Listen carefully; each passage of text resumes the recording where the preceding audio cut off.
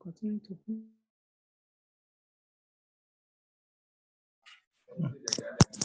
Patrick, sir, you're on mute. Patrick, could you please unmute yourself? Okay, We're okay. not hearing you. I've unmuted myself. I hope you guys can hear me now. Yes, we can. Okay, so this is the DXY. Now, always analyze the DXY first before you analyze anything to do with the dollar. Now, we could actually have this. We have two possibilities, okay? Price can come back. I mean, price can break this, you know, and we test this, and boom. That is one. And then price can actually also go back up there. Okay, so that is what I'm looking at now.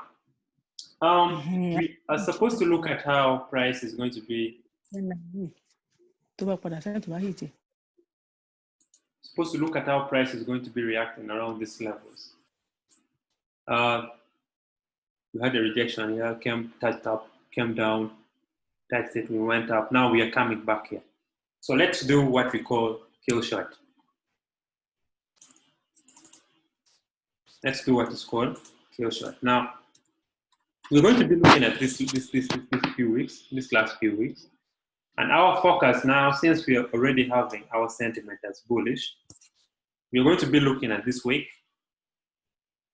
and this week for the last week. So I'm going to now remove this. We have levels that we are so much interested in. How many levels do we have? We have this level here, which we're going to mark. And then we edit it.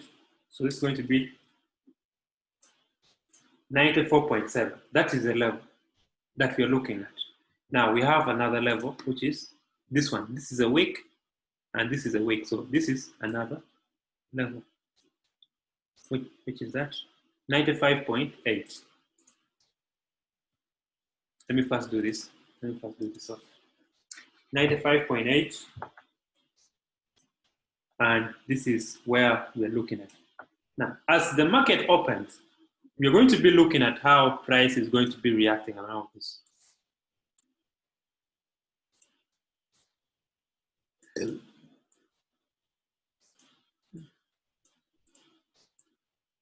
Okay? Supposed to be looking at how price is going to be reacting around this point. If we see, now this to me is a long zone. I'm probably going to do this.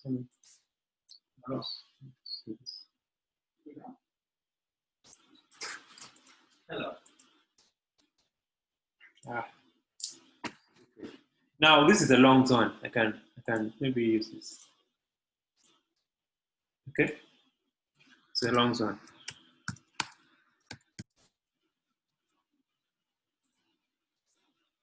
So once price touches this level, we're going to be looking at price action for buys. Now, if you're going to be buying this pair, then this instrument, then what are we expecting? We expect dollars to be buying. If you have USD card, expect USD card to be providing you with a buy setup. USD CHF, expect it also to be having a support level somewhere there. Now, that is our first entry opportunity.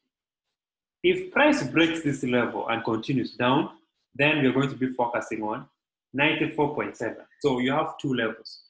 This is your first possible entry, and this is your next possible area to look at. So that is GBP, that is DXY on the weekly. Now, we have to look at the daily. How is price reacting around these levels that we are talking about?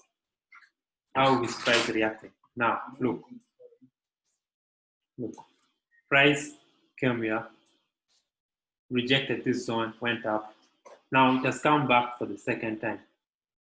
So according to me, I'm thinking price is going to create for us what we call a double bottom on D1, and then we go back up. That is what I know.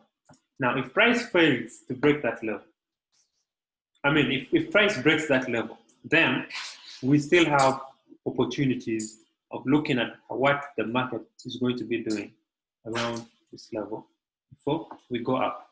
This bullish setup will only be invalidated once price breaks below this zone.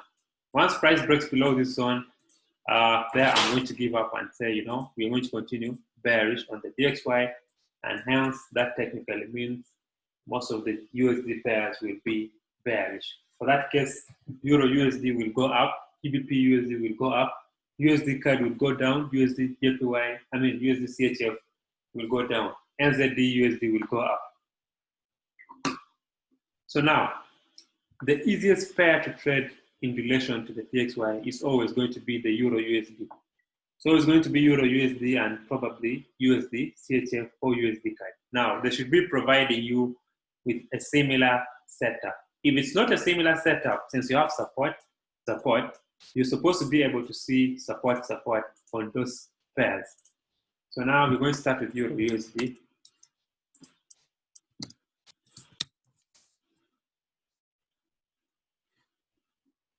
Euro USD should be also giving you a resistance level. So now you guys can see, you have a resistance, we have a resistance here. Now this one is not so good for me. I want to see if price is going to come back and touch this level, 1.15. You can write that, and then you can have a sell limit 20 pips above that.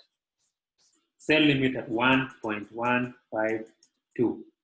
That is for Euro USD. Now that's a signal. That's a signal, 1.15200 sell limit. That is for Euro USD. Because I think price is going to overtake this level by 20 pips up there, and then we can fall down. So that's what I'm looking at. However, if this monthly key level is very well broken, if this monthly key level is very well broken, then you're going to be expecting the same to be with the DXY, though it's going to be from the downside. I don't see that happening. My target is trying to look at this pair coming back down. GBP USD.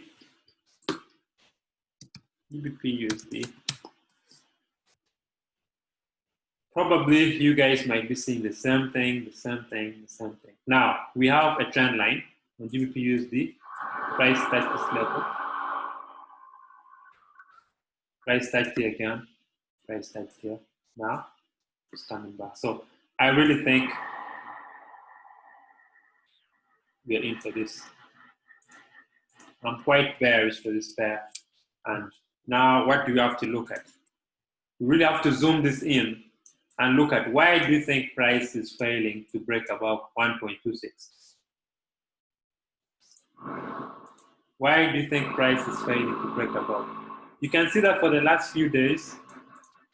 How many days now? This is 1, this is 2, 3, 4, 5. About 6 days, price has failed to break above, to break this trend line. Actually, let's keep it simple. Price has failed to break this trend line. So to me, that is an indication that we're coming down. This is going to be my first target, and then my next target, and then probably my targets keep going down. As you trade, you always try to keep your charts clean. These lines that you see have drawn monthly key levels are just for study purpose. I mean, for educative issues. If it wasn't, I really would be having very clean charts. USD CAD. We expect USD CAD to be bullish.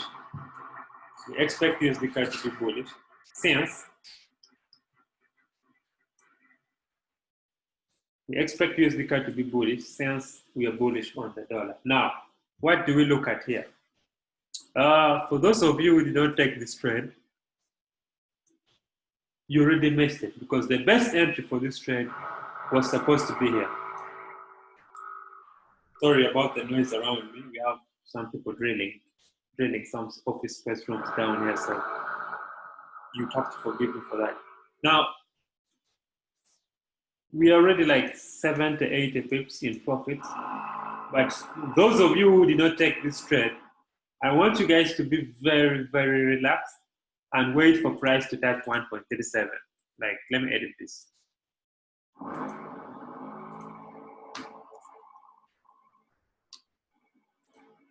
Wait for price to come and break this. And when you get a retest, that is where you're going to take your buy. Okay? So this one is you're going to put a buy stop limit. Buy stop limit. The price is going to be around here 1.375. And then the limit is going to be at 1.370. So that's what happens. That's how it's always going to happen. So we're waiting for price to break above this, we test this, and then we can take this trade. If this happens and you take the trade from here, your target is going to be this one, 1.14, which is going to be 300 pips. So that is not really bad for USD CAD. Now, something interesting is here on USD CHF. USD CHF is at a very critical level. Wherever USD CHF is very, very interesting. So you might really want to see, that 0.93800. Where price is at, it's already a valid price. It's a valid level for a buy. You guys can see that. We are into that zone. We're into that zone. So wherever trade you're going to take, you know that this entire zone is a long zone. Anywhere here, I can take a buy. I can take a buy anywhere here. And then that's my target. So really be very careful here. Go up to a lower time frame. Let me first try to go to H4 and go as low as you can. Now, you probably might see a morning star. Let's say you have a green candle tomorrow. If you see a green candle forming here, you're going to be having what we call a morning star candlestick formation. So then you wait for the next candlestick to move. You wait for the next candlestick, the next one to retrace to 50% of this one, and then you take your trades from anywhere around there. So if this one is successfully formed, you wait for a correction to 50% of that candle, and then you take your trade. Your stop loss will definitely be below this week. Because those who have this one has already been triggered. That buy, I think I sent that signal. So that is what we have for the dollars. That's what we have for the dollars. Now, let's look at the JPYs. The JPYs, we're going to start looking at them from the weekly. You guys can now see what I've been always talking about. Price is here. Like when you drop this high, let me first remove this. Let me remove this. When I drop this Fibonacci from that high to this low, you basically can see that price is rejecting from the 78.6 Fibonacci level. Okay, so that is a Fibonacci level, and price is rejecting from that. It's a weekly rejection. Now, be very careful. We might actually open the week and then we have an evening star. We might have a bearish candle to give us an evening star candlestick, and then we continue down, at least to this monthly key level. This is the correction that I really expect to happen. I really expect it to happen so soon, but it's taking so long. But I expect this long correction down here before maybe we can continue up. So for now, for the next week, we are looking at price continuing down. I'm looking at price continuing down. Now, if you want to do a keyword short here, you're going to be considering this week. This week, you're going to consider this week and the body of this candlesticks here. The most important thing here you want is, if you want to enter, make sure this level is broken and be tested around here, and then you can enter your trade. That's what we're looking at for the JPYs. So now we're going to be looking at the JPY pair, which is producing a similar kind of setup like this, and then we can use it. So let's look for that. Let's look at GBP JPY. Is it producing the similar setup? Yes. GBP JPY is producing for me some sort of a similar setup. And GBP JPY is rejecting from a weekly level. So I expect GBP JPY to do you the same thing this week here that you have on the weekly, which matches the body of the previous candlestick. I expect price to come down here. Boom. And retest. So that's what I'm looking at for next week. I'm not canceling the fact that this thing is still bullish. If this trend line is broken and this monthly key level is broken, then I will say this sell setup is invalidated. I start looking for buy setups. I look at CAD JPY. CAD JPY is doing the same thing. It's already been rejecting this level for like 6 weeks. 1, 2, 3, 4, 5 weeks. It's been rejecting 79.5. That zone is the round figure. 5. It's been rejecting that level, and I expect price to continue downwards. Like, this is really so obvious for me. The reason why I'm not going to go to a lower time frame is because we're only going to use those time frames for making entries. So there is nothing really you have to worry about. Even if I come to H4, on CAD JPY, you basically know that I'm supposed to be waiting on price action from these levels. So those who did not take this trade from this level, you probably might really want to first wait for this trend line to be broken. Since you have that, wait for this to be broken, and then you take the trade. You have the look from a bigger time frame, but when you come to the smaller time frame, now you have the capacity to do whatever you want. Analyze, use the trend lines if they work for you, support and demand, supply and demand. So all those things now it comes in. Price action, you'll be looking at them from these levels. Look at this bearish engulfing from here, and then boom. This is a shooting star, and then boom. This is an evening star, bullish, small, bearish, and then boom. So these price actions can be looked at from very small time frames. The smaller the time frame, the sharper the entry. So when you analyze your trades on the weekly, come and look at it on the daily and see whether the levels are actually matching. Go to H4 and try to look at price structure or market structure, whether it's giving you a structure towards the direction you want. Does it give you a bearish structure? Like now that I'm bearish, does this give you a bearish structure? Yes, it does. It does. This is a bearish flag. So something like this. So once I break below this, I know. It shouldn't be really hard. A rising wedge on a downtrend means if we break this, it's a continuation pattern. So those things are stuff you always have to look at. I cannot just teach you all of it. What else? I think we're really done. For now. So if you guys have any questions, you're going to unmute yourself, and then you can ask me